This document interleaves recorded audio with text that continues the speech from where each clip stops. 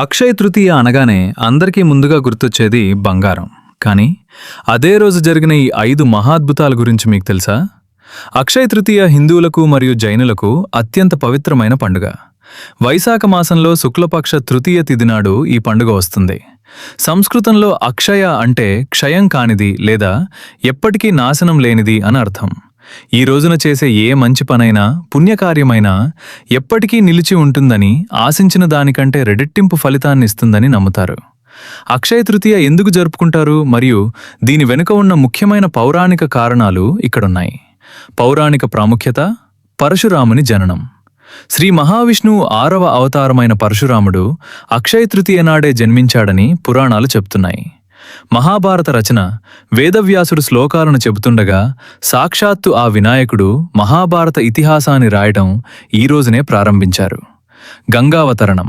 భగీరథుని కఠోర తపస్సుకు మెచ్చి గంగాదేవి ఆకాశం నుండి శివుని జటాజూటం మీదుగా భూమి మీదకు పారిన పవిత్రమైన రోజు ఇదే. కుబేరునికి పదవి. ఈ రోజునే శివుని ఆశీస్సులతో కుబేరుడు సిరి సంపదలకు అధిపతిగా లక్ష్మీదేవికి ఖజాంచీగా మారాడని ప్రతీతి. అక్షయ పాత్ర ప్రాప్తి. అరణ్యవాసంలో ఉన్న పాండవుల ఆకలి తీర్చడానికి శ్రీకృష్ణుడు లేదా సూర్య భగవానుడు ఎన్నటికీ ఆహారం తరిగిపోని అక్షయ పాత్రను ప్రసాదించిన రోజు ఇది. కుచేలుని స్నేహం. శ్రీకృష్ణుడి బాల్యమిత్రుడైన కుచేలుడు గుప్పెడు అటుకులు తీసుకుని స్వామిని దర్శించుకున్న రోజు, కృష్ణుడి కరుణతో కుచేలుడికి అంతులేని సంపదలు దక్కిన రోజు కూడా అక్షయ తృతీయ అని చెప్తారు. ఈ రోజునేం చేస్తారు? కొత్త పనులకు శ్రీకారం. ఈ రోజు అత్యంత శుభప్రదమైనది కాబట్టి వివాహం, గృహప్రవేశం, కొత్త వ్యాపారం లేదా పిల్లలకు అక్షరాభ్యాసం లాంటివి చేయటానికి ఎలాంటి ముహూర్తం చూడాల్సిన అవసరం లేదు. రోజంతా పవిత్రమైనదే. బంగారం కొనుగోలు.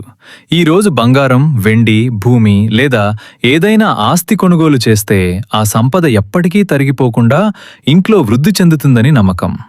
దాన ధర్మాలు. అక్షయ తృతీయ రోజున చేసే దానానికి విశేషమైన ప్రాముఖ్యత ఉంది. వేసవికాలం కాబట్టి జలదానం, నీరు, మజ్జిగ, అన్నదానం, వస్త్రదానం, గొడుగుదానం చేయటం వల్ల విశేషమైన పుణ్యం లభిస్తుంది. సారాంశంలో అక్షయ తృతీయ అనేది కొత్త ఆశలకు, అంతులేని సంపదకు మరియు నిస్వార్థమైన పుణ్యకార్యాలకు ప్రతీకగా జరుపుకునే గొప్ప పండుగ.